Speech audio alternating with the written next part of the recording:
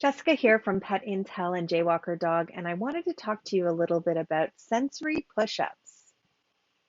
Have you ever thought about how your dog is experiencing the world around them, how they're using their senses to take in information? Just like humans, dogs use all of their senses to absorb information in the environment and to understand how the world works around them. This is actually what socialization is. So most people know that dogs have incredibly strong noses, which means that they are generally approaching the world nose first. Now, you may be familiar with puppy push-ups, which is a pretty popular term, which basically is three different cues that the puppy knows really well or the dog knows really well, and we use them in an unpredictable pattern, which gets the dog thinking, paying attention, and practicing those cues in different ways. In my sensory push-up activity, we're talking about how the dog is absorbing information from the environment. So we are asking them to sniff things in the environment, to look at things in the environment, and to touch things in the environment, as well as moving around while listening to which cue is coming next. I've been using this technique with clients now for just about over 6 months, and I'm finding it incredibly helpful. It gets dogs into a situation where they can start to absorb information through their senses without getting overwhelmed. It also gives tons of feedback to the handler to let them know how their dog is doing in that environment.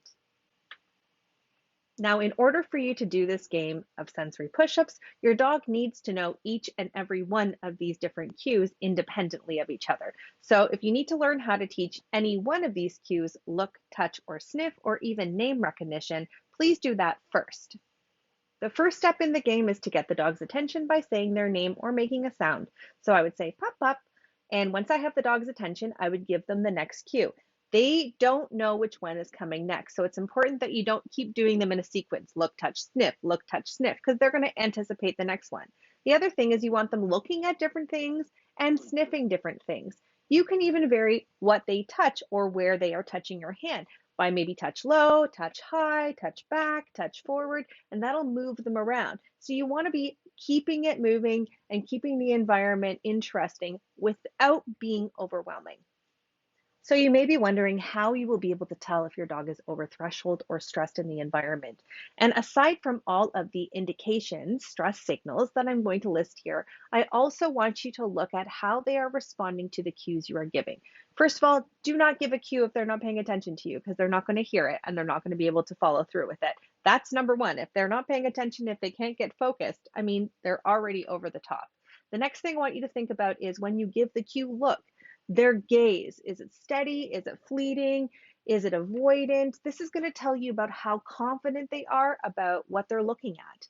I also want you to look at how they quickly and intensely they do touch. So maybe something they know really well. A lot of dogs really like that activity, and it's going to get you moving them around to different spaces. But I want you to look at the intensity that they're coming at it with. And then, of course, with sniffing. Sniffing, if they cannot sniff, this is a telltale sign that they are over threshold. Sniffing is usually the easiest one. As we said, dogs approach the world nose first. So make sure you're giving them something interesting to sniff. You can even crumble treats on the ground if you need to get their nose engaged. But just if you are not able to get them to sniff anything, it probably means you are working in a level that is way above their capability. So have fun with the game. Make sure that you are changing up the cues, that you can do two sniffs in a row and then a look and then a touch, but then you want to keep it moving so they don't know what's coming next. And try to vary the environments that you're doing it in. It's always a good way to stop and test the situation if you're not really sure how your dog is feeling.